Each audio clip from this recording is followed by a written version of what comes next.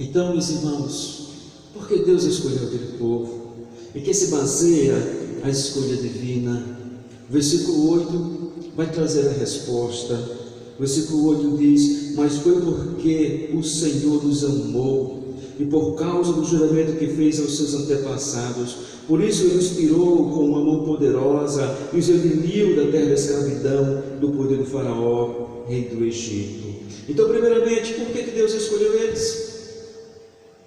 Por conta do seu livre amor. Sim, o amor do Senhor é livre. O seu amor é livre e, portanto, a eleição que Ele faz acerca daquele povo é livre. A eleição que Ele faz acerca de nós é livre. Ele nos escolheu livremente. Ele nos amou e, em toda a liberdade do seu amor, aprove a Ele nos escolher. Queridos, Deus é livre em suas escolhas. Deus não faz nenhuma escolha por uma necessidade inerente a Ele. E as suas escolhas, por mais que às vezes possam parecer incompreensíveis a nós, jamais nós poderíamos reputá-lo como injusto. O apóstolo Paulo, em Romanos capítulo 9, no versículo 14, ele traz justamente essa indagação, depois de ele discursar, depois que ele escrever acerca da escolha de Israel como nação, e acerca da nossa escolha como Israel espiritual, está falando sobre esses assuntos ali. Ele faz uma indagação, versículo 14, de que alguém poderia se perguntar, e o texto diz: então que diremos? Acaso Deus é injusto? E no versículo ele diz: de maneira nenhuma.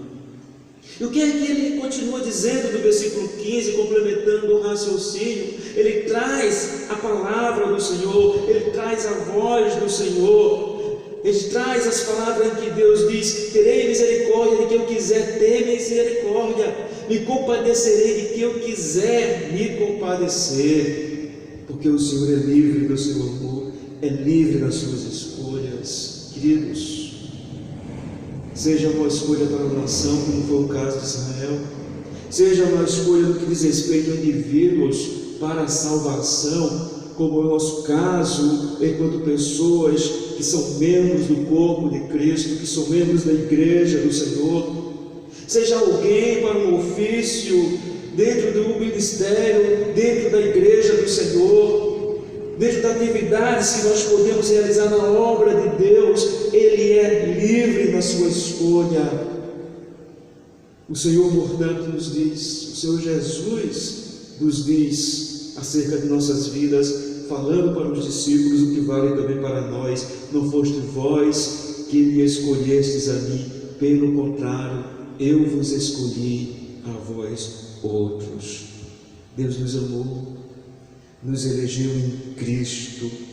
Por que nos elegeu, queridos? Não é porque viu que nós poderíamos crer, não.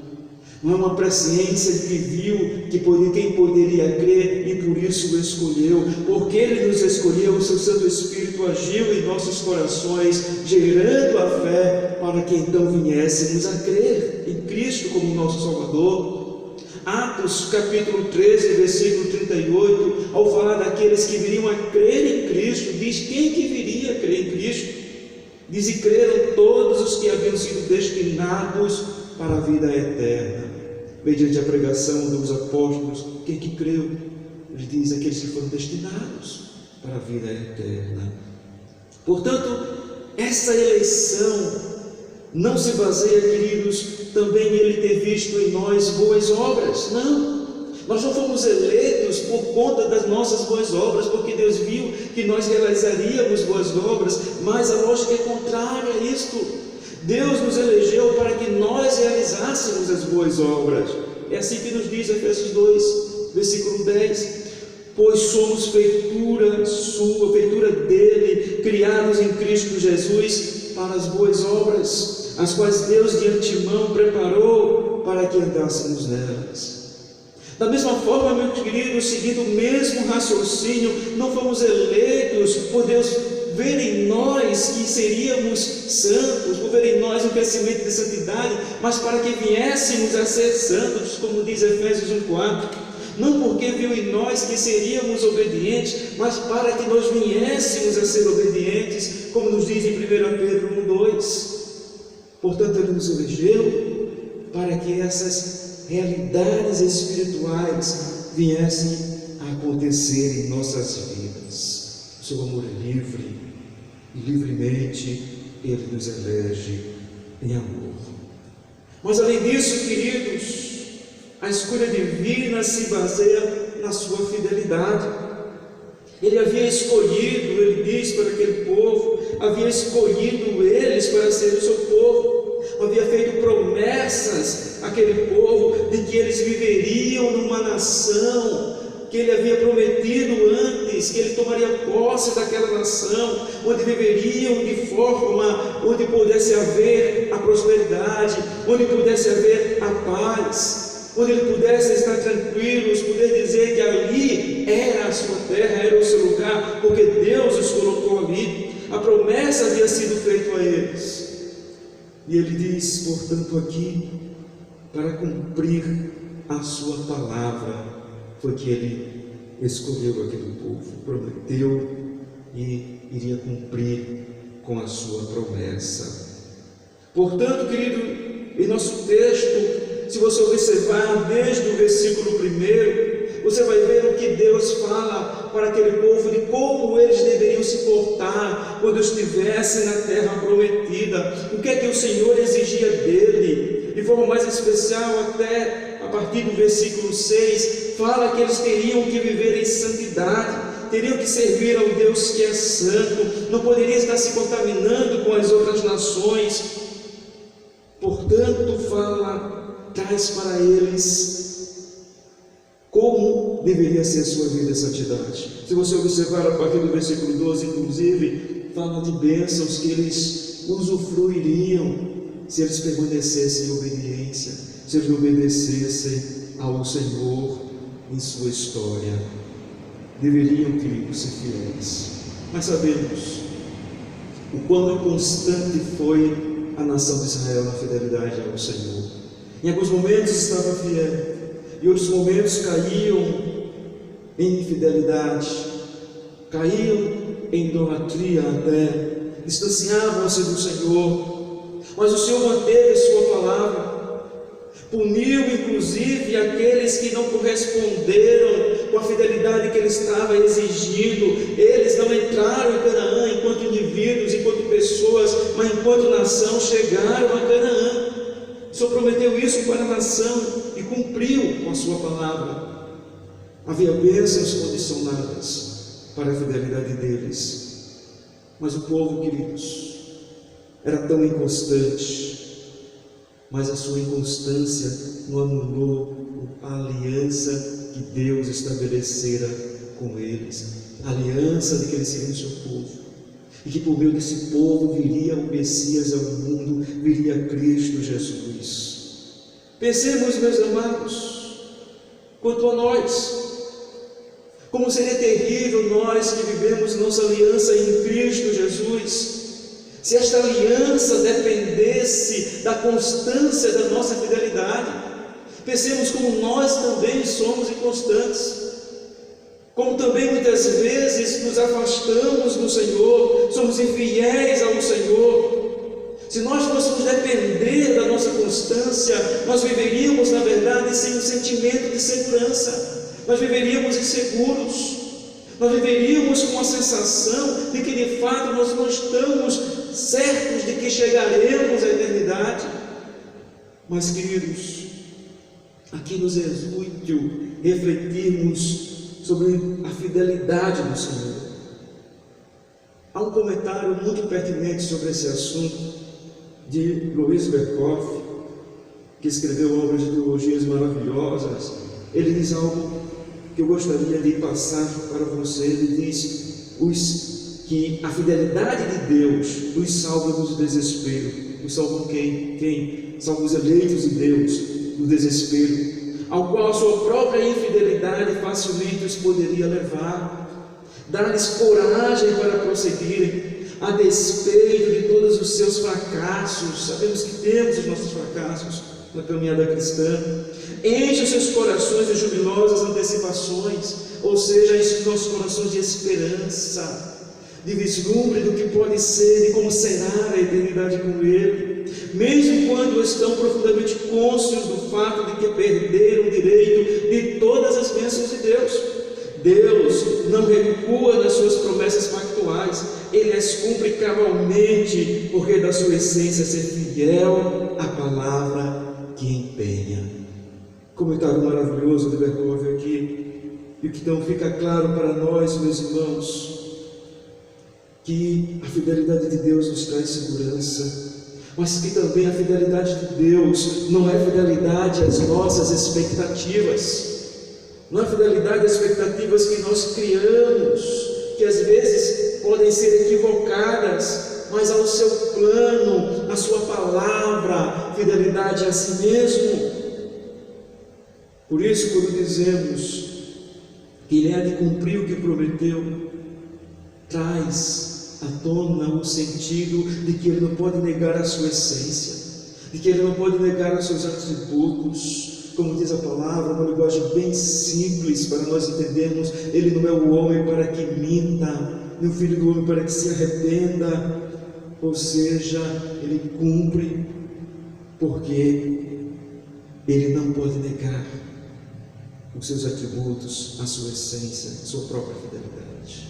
Meu querido, minha querida, mas uma outra pergunta que nos vem então, ainda sobre fundamentos, em quais fundamentos de sua escolha nós podemos confiar? Versículo 9 nos diz: saberás, pois, que o Senhor teu Deus é Deus, o Deus fiel, que mantém a aliança e a bondade por 1000 gerações daqueles que o amam e obedecem aos seus mandamentos. Aqui, queridos, ele traz algo que nós devemos lembrar, que fundamenta a sua escolha para nossas vidas, que aparentemente pode ser uma afirmação muito simples, mas fundamental, importante. Ele é Deus. E é interessante que aqui o nome pelo qual Deus se revela no texto é Yahvé, ou Javé.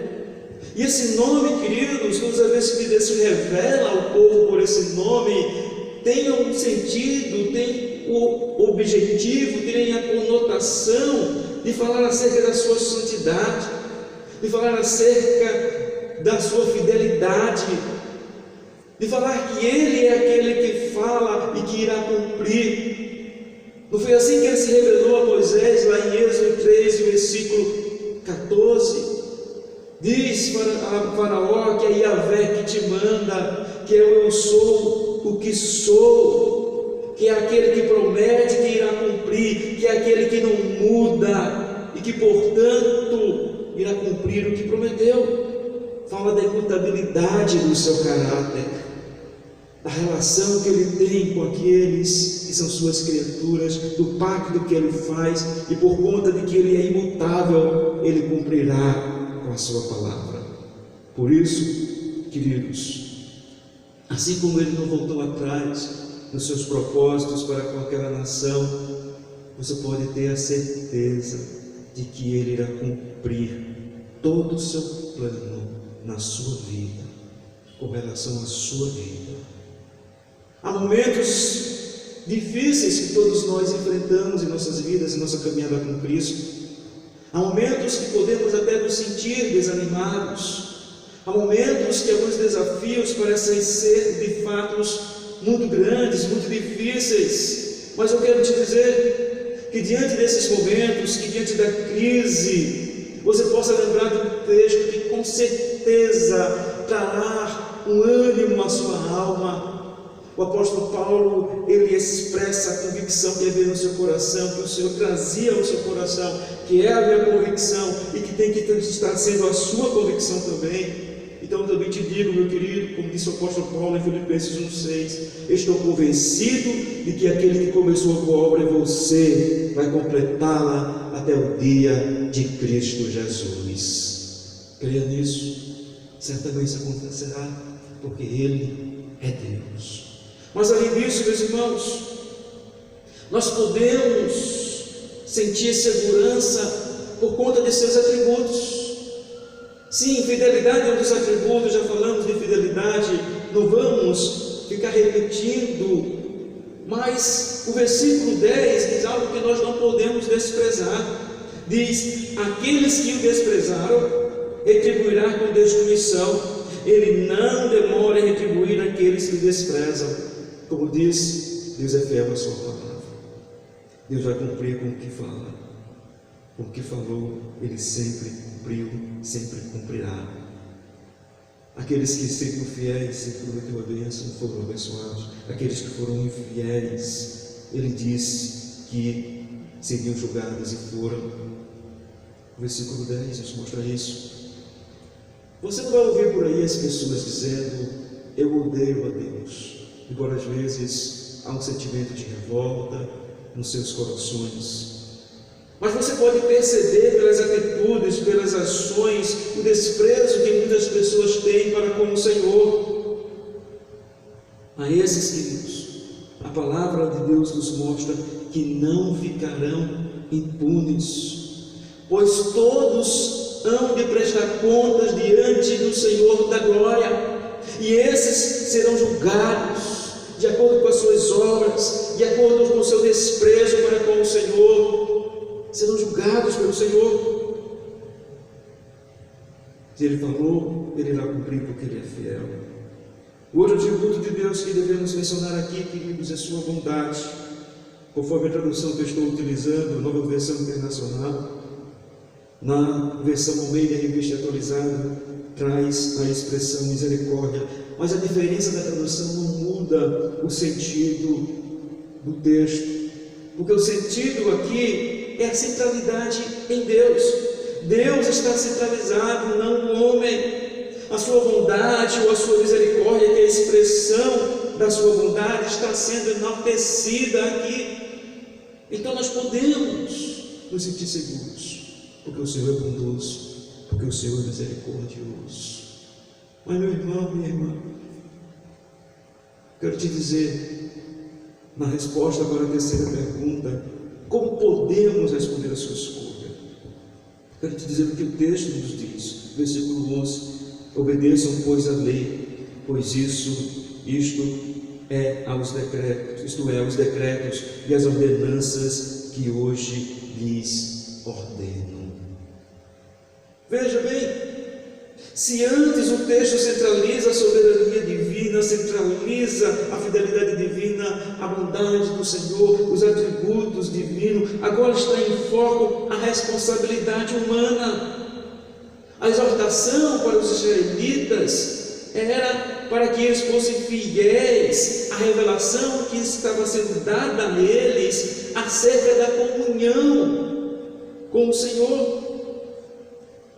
Somente eles sendo fiéis a essa revelação, ao que o Senhor estava lhes falando, eles poderiam ter comunhão com o Senhor. Haviam recebido os mandamentos, o Senhor já tinha lhes dado os mandamentos. Então o Senhor estava pondo diante deles, tinha posto diante deles a sua vontade revelada, e conclama eles para que possam obedecer, para que possam pôr em prática aquilo que eles já estavam conhecendo acerca da vontade do Senhor. E para nós, meus irmãos, trazendo, aplicando para nossas vidas, a exortação para nós é que toda a sua palavra deve estar presente em nossos corações. A aliança que nós temos em Cristo nos compromete à observância da sua palavra, e não apenas a observância das palavras propriamente referidas por Jesus. Quero fazer um breve parêntese aqui. Estamos vivendo em épocas, meus queridos, em que muitas pessoas estão se deixando levar por um ensino errôneo, em que consideram as palavras de Cristo como tendo uma autoridade superior ao que falaram os apóstolos, ao que está escrito nas epístolas, ao que está escrito no Antigo Testamento principalmente. Não. Na palavra do Senhor nós não vemos esses graus de autoridade. O que Cristo falou, que foi ensinado pelos apóstolos, foi foi ensinado pelos profetas. Toda a palavra é palavra de Deus, tem a mesma autoridade para nossas vidas. E dentro desse aspecto, da vivência da palavra, como famílias da aliança, devemos enfatizar que temos um dever para com o Senhor e para com as nossas famílias. Está implícito o nosso dever, queridos, de ensinarmos aos nossos filhos, às crianças, aos jovens, acerca da palavra do Senhor. Deuteronômio 6, versículo 4 ao 8. Só voltando aí para o capítulo 6, no mesmo contexto aqui, o Senhor disse para aquele povo: ouça, ó Israel, o Senhor nosso Deus é o único Senhor. Ame o Senhor, o seu Deus, de todo o seu coração, de toda a sua alma e de todas as suas forças. Que todas essas palavras que hoje lhe ordeno estejam em seu coração. Ensine-as com persistência a seus filhos. Converse sobre elas quando estiverem sentados em casa, quando estiver sentado andando pelo caminho, quando se deitar e quando se levantar. Amarre-as como um sinal nos braços e prendas na testa. Escreva-as nos batentes das portas da sua casa e em seus portões. Mais do que detalhes acerca da didática educacional dos judeus, está aqui algo para nós muito interessante. A palavra de Deus tinha que ser algo cotidiano para eles. Ensina. Quando você estiver sentado, quando você estiver caminhando, em todos os momentos, lembre-se do dever que tem para instruir os seus filhos.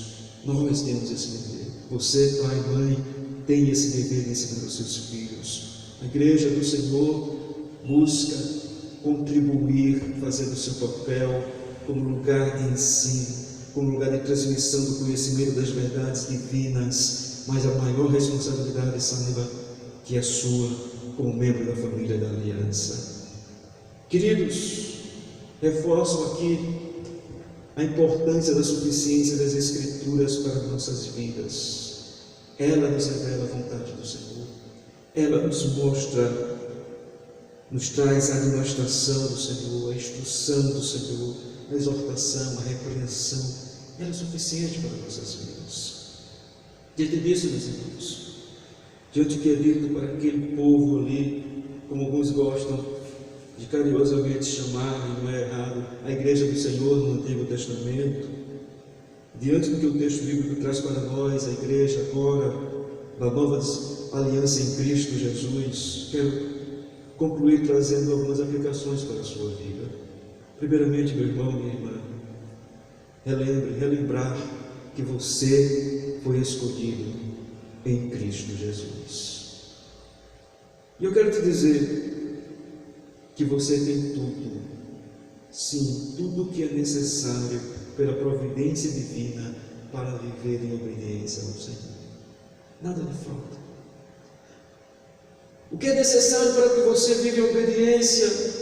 Que o Espírito Santo te capacite, que o Espírito Santo te leve ao conhecimento das Escrituras, que o Espírito Santo te dê forças. Você tem o Espírito Santo presente na sua vida, então você tem o que é necessário.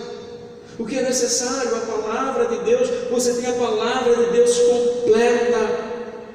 Você pode ler, você pode refletir, você pode buscar as verdades do Senhor, você pode examinar, estudar, inclusive, o que a revelação escrita traz para a sua vida. Mas mesmo se você tiver dificuldade para compreender algumas coisas, você tem pessoas que Deus levanta para te ensinar, para te instruir, pessoas que foram vocacionadas pelo Senhor. Tudo isso, queridos, faz parte da providência divina, para que você esteja com aquilo que é necessário para uma vida de obediência. Você que foi escolhido em Cristo Jesus, quero te dizer que apesar de suas falhas, saiba que a aliança com Ele é mantida não pelos seus esforços, mas porque Ele mesmo sustenta a sua obra em toda a sua perfeição. A obra de Deus é perfeita. Os seus planos são perfeitos e Ele sustenta a sua obra. No entanto, meu querido e minha querida, Isto não exclui a tua responsabilidade. O Senhor é fiel, o Senhor mantém a sua palavra. Como eu disse, citei Filipenses, o Senhor há de cumprir com a obra que tem para a sua vida até o final, mas isso não exclui a tua responsabilidade. O que está, queridos, o que implica a sua responsabilidade? Vou resumir com duas palavras, com duas expressões: desejo e prática. Desejo de viver em obediência, de viver em santidade, de agradar ao Senhor, de fazer a sua vontade, mas não pode ficar apenas no desejo, tem que haver a prática, tem que agir, tem que partir para a ação. Desejo por santidade, mas prática de santidade também, no poder do Espírito. Então, de forma resumida, é isso. Mas eu pergunto: quantas vezes não temos negligenciado a nossa aliança em Cristo? Quantas vezes isso não acontece? Várias. Por quê? Porque uma vida relapsa, meu querido, minha querida, uma vida sem um autoexame, sem confissão de pecados, torna-se um desprezo para a aliança que Deus estabeleceu em Cristo. É como se nós estivéssemos desprezando a cruz, como se estivesse desprezando o plano do Senhor de nos redimir em Cristo. Que essa não seja a sua realidade, que você não viva relapsamente, que você confesse os seus pecados, que você leve sempre a sério a sua vida espiritual. Por fim, meu querido e minha querida, eu quero que você perceba algo maravilhoso. Quanto mais você tem consciência da doutrina do pacto de Deus, da doutrina da aliança, mais a vossa soberba será humilhada. Quanto mais você tem consciência, mais a sua soberba será humilhada. Por quê? Ora, porque nós não somos membros da aliança por mérito nosso, por algo que nós fizemos ou possamos fazer. O pacto que Deus estabeleceu conosco é diferente de qualquer acordo humano, de qualquer pacto que possamos estabelecer com outras pessoas. Em qualquer pacto humano há duas partes que têm direitos e que têm deveres. No pacto que Deus estabeleceu conosco, Ele tem todo o direito, mas Ele não tem o dever para conosco, e nós temos todo o dever para com Ele, mas nós nada podemos exigir dEle. Então, portanto, diante disso, queridos, a nossa soberba é humilhada, a graça de Deus é exaltada. Que Deus, portanto, leve você sempre a essa consciência. Que Deus esteja abençoando a sua vida. Que Deus te fortaleça, em nome de Jesus. Quero orar com você nesse momento, para nós encerrarmos nosso momento de culto ao nosso Deus. Pai bendito, muito obrigado, Senhor Deus, pois temos sido privilegiados, que pela tua graça, pelo Espírito, nos traz o entendimento das tuas verdades, Pai. Muito obrigado pelo teu amor, muito obrigado pela tua palavra, em nome de Jesus. Que tu abençoe o teu povo, conforme a tua santa vontade, Pai, em nome de Jesus. Amém. Deus te abençoe, meu irmão e minha irmã.